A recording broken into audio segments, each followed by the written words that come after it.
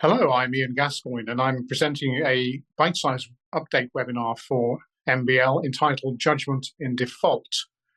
So this is looking at the subject of a default judgment from both sides, claimant and defendant. Just before we get into the details, and I'll tell you what topics I'm going to cover in just a second, I do want to tell you the context in which this takes place. So if you are a claimant, you want to get a default judgment because it means you don't have to prove your case.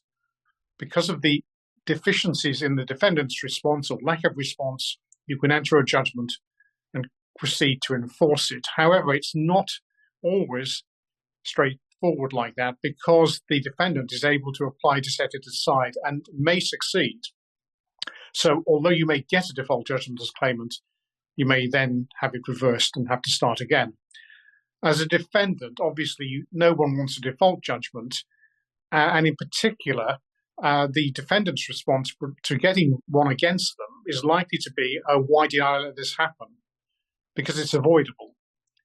An additional factor, of course, is that if they want to, they then have to do some work to apply to set it aside, and that's not certain that they will succeed, although sometimes they will.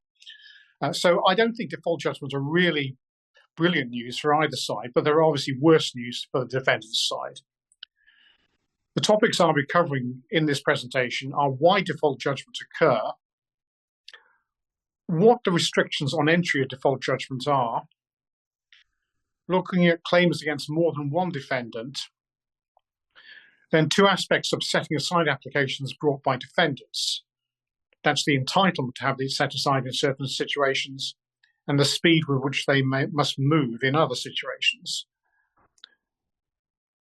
My penultimate topic is the effective relief from sanctions rules on this area, and finally I'll look at some tactical considerations. So there's quite a lot of ground to consider.